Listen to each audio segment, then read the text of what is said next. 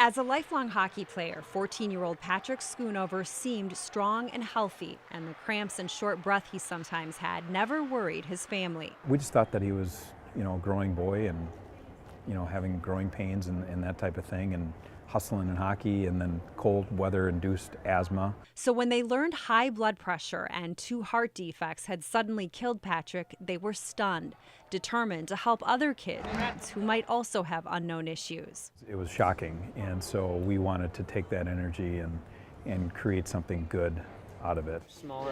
That something is this. And here's a large for your dad. The Play for Patrick Foundation, which offers free screenings at local high schools where anyone ages 14 to 24 can get tests they don't get at regular physicals. I need a height and weight over. Each student gets a blood pressure reading, an EKG, and an echocardiogram, then meets with a doctor to go over their results. In just 4 years, the program has screened 3,000 people and found more than 500 with problems. Some of them are defects where the kids are just going to have to pay attention the rest of their life, and it will affect them later on in life, but they just need to be made aware of it. That awareness is what the Schoonovers want to spread, hoping someday screenings like this will be standard and that young lives will be spared.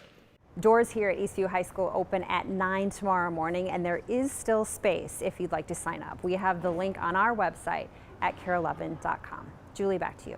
Oh my gosh, excellent work being done by the Schoonovers and that foundation. All the screenings, by the way, are staffed by volunteers and medical professionals who give their time for free.